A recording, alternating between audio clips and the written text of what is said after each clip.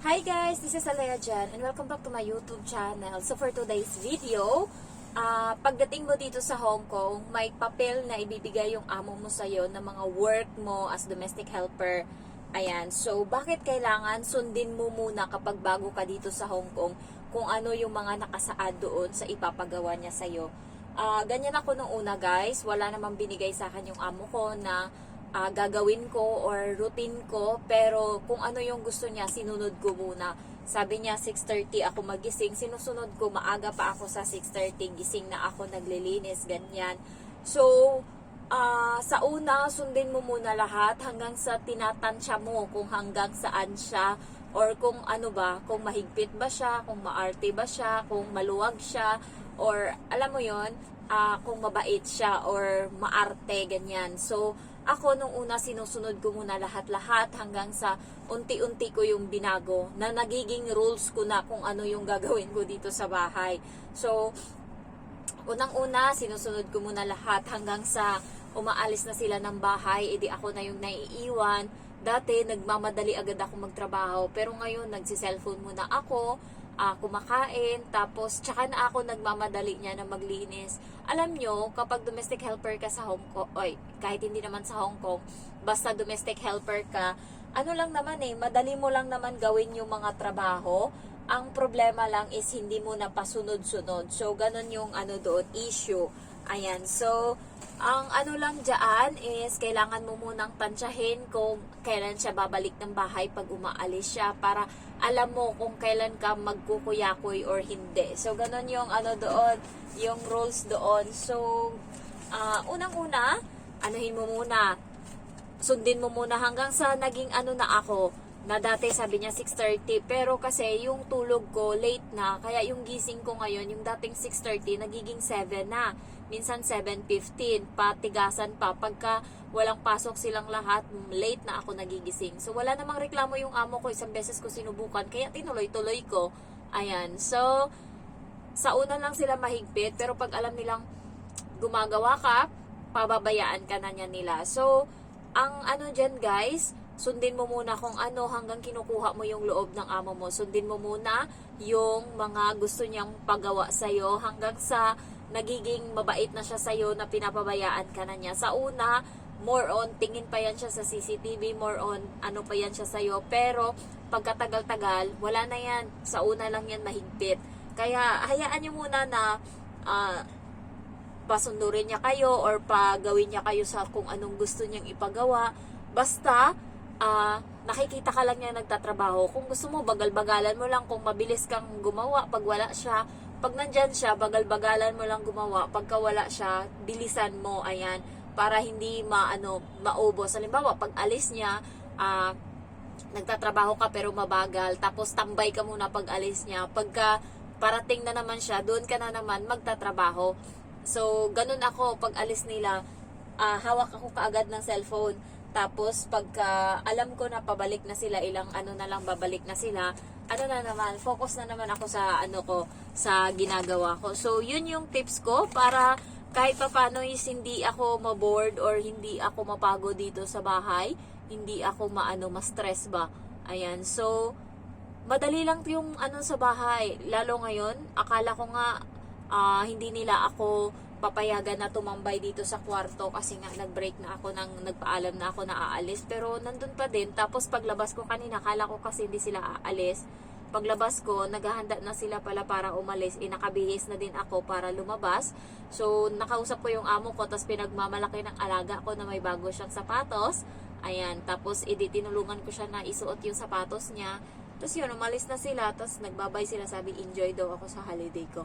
Alam niya din na paalis na kasi ako, pero may expire na kasi yung load ko ngayong dito sa cellphone ko na pang-vlog, kaya kailangan kong mag-upload pa ng maraming video para kahit hindi ako mag-load ng ilang araw, okay lang kasi meron ako ng mga video na nakastock. So, alam nyo guys, mahirap lang sa una yung trabaho dito sa Hong Kong, pero pag nasanay ka, pero pag gamay mo na, mabilis lang siya. Ang kalaban mo lang dito yung mental health mo, kasi yung mga bata dito is hindi masyadong matino yung utak. So, mai-stress ka sa kanila. Ayan. So, ngayon is day off ko and wala akong gala. May pigsa ako so hindi ako masyadong makakagala. Ayan. And hindi masyadong may malapit dito na bundok sa namin sa Shamshoy po. So yun, aakyatin ko yun. So wala naman akong ginagawa. Malapit lang yun sa lang ng Dragon Center. Ayan. So yun siguro yung anuhin ko kasi susulitin ko na lang yung ilang linggo na nandito pa ako. So yun, pupuntahan ko. And then, ano pa ba? So far guys, mahigpit lang sila kapag bago ka. Pero pag nakuha mo na yung loob nila, napaka-smooth na lang ng mangyayari sa buhay mo. So, lang yan, sa una lang yan mahirap. Sa una lang lahat, nag-a-adjust pa kasi kayo pareho. Parang sa amo ko, dati madamo to siya. Pero simula ng naging mabait na to, ayan, lalo nung nalaman niya na mag-break ako ng contract, naging mabait siya. Akala niya siguro magbabago pa yung isip ko. So, ayun, mo lang talaga, enjoy mo lang yung trabaho mo dito. Isipin mo na lang kumikita ka ng 37,000 every month. Yun na lang yung magiging mo talaga motivation mo. Lalo yung mga walang utang, ay nako, hayahay ang buhay. Pero sa Pinas naman, yung mga pamilya, yun yung problema kasi yun yung nagbibigay ng problema sa atin.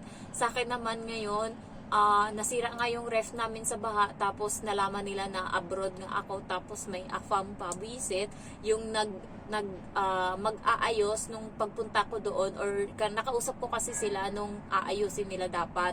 Sabi nila libre lang daw, pero nung nalaman nga nila 5,000 daw yung singil, tapos tumawad ako, sabi ko 1,000 na lang kasi pa naman pasok pa sa warranty yung yung sa ref ko kasi wala pang isang taon.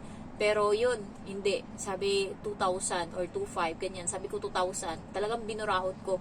Kasi pag alam nila na may ganun ka nga, talagang aanuhin ka nila. So, hindi pa naman niya naayos kaya hindi ko pa binabayaran. So, pero ngayon ata daw nila ayusin. Mahirap doon sa probinsya or sa Pinas kapag wala kang trabaho. Kaya tiyagain mo na lang dito sa Hong Kong. Sa una lang naman yan sila mahirap or pag napakisamahan mo na, pag nakuha mo na yung loob niyan, pag na sila, kampante na sila sa'yo, tapos pag alam nila na hindi ka magnanakaw, katulad nung amo ko, meron kasing kontrata dito sa mga papel-papel na mukha na siyang mga basura ba. Tapos naghanap kami ninahanap niya kasi yung ng bata, yung parang card na mula bata, yung mga immunized ng bata, ganyan. Nung naglilinis ako, nakita ko yun. So, sabi ko, dito yun sabi niya, kinuha niya na daw, ganyan. Hindi ako naniwala. So, naghanap siya sa ibang lugar. Ako, nakafocus lang ako maghanap doon sa kung saan ko yun nakita. Hanggang sa nakita ko nga. Tapos sabi niya, hala, grabe. Magdadalawang taon ko na tong hindi nakita. Inahanap ko ngayon kasi kailangan. Sabi ko, dito ko kasi yung nakita. Kaya talagang binalikan ko. Sabi ko, alam mo ba ma, may pera dyan. Sabi ko gano'n, nasa 200 plus ata. Sabi niya, o talaga? Sabi niya, wait lang, hanapin ko. Sabi ko gano'n. Tapos nung nakita niya, kontrata ng dating katulong na taga Pinas. Yun yung naka-finish contract dito sa kanya. Sa lahat-lahat ng katulong niya, yun yung nakatapos. Tapos sabi ko, andyan sa loob. Sabi niya, wow, salamat din ha. Yung parang nakuha ko na talaga yung tiwala nila na kahit piso dyan o kahit hindi ko kinukuha. Katulad nung nakaraan yung pantalon ng amo kong lalaki, may 20 tapos nalabhan ko. Tapos nung nagtupi na ako, nakita ko yung 20, nilapag ko dun sa mesa. Kinuha ng amo kong babae yung 20. Tapos dumating yung amo kong lalaki. Siyempre baka inisip ng amo kong lalaki ba't di ko na sinauli. So sinabi ko sa kanya, sabi ko, sir, may nakita akong 20 kanina sa pantalon mo. Tapos nilagay ko dito, kinuha ata ni ma'am, nandito yun kanina. Tapos sakto lumabas yung amo kong babae. Sabi niya, ano yun? Tapos nag-explain ako, hindi niya magets. Sinabi ng lalaki sa salita nila na ayun nga, may 20 ako sa bulsa, nakita niya, tapos nilagay niya daw dyan, kinuha mo daw. Sabi niya, oo, kinuha ko. Para at least alam nila ba, kasi baka mamaya isipin ng amo kong lalaki, kinuha ko yung 20 kahit yung totoo nasa among babae ko na. So ayun yung ginagawa ko para wala tayong problema ba, para alam nila pareho na patas lang tayo dito. So ayun lang guys, tiyagain nyo lang. Sa una mahirap talaga, and sa una nangangapa ka ba, nandun yung pagod. Relate ako dun sa Indonesia, nakatulong ng parents ng amo ko kasi nakatayo siya. Ganyan ako dati, kahit wala na akong trabaho, hindi ako umuupo, nakatayo ako, naghahanap ng anong gagawin. Relate ako sa kanya, kitang-kita ko yung sarili ko na wala na siyang gagawin, tapos yung mga plastic doon, inaayos niya, kahit ano na lang yung makita. Yun, sa una lang mapagod ka talaga, mga 1 buwan pagod, hanggang sa 6 months na adjustment. Pagkatapos nun, okay ka na. Kaya, try nyo lang talaga yung Hong Kong. Hindi natin alam, baka maswertihan mo.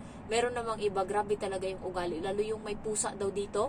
Marami daw pusa yung amo na yon. Kaya pag may interview kayo na marami siyang pusa, abot ata ng ilang pusa, yung mga 200, 150, ganyan.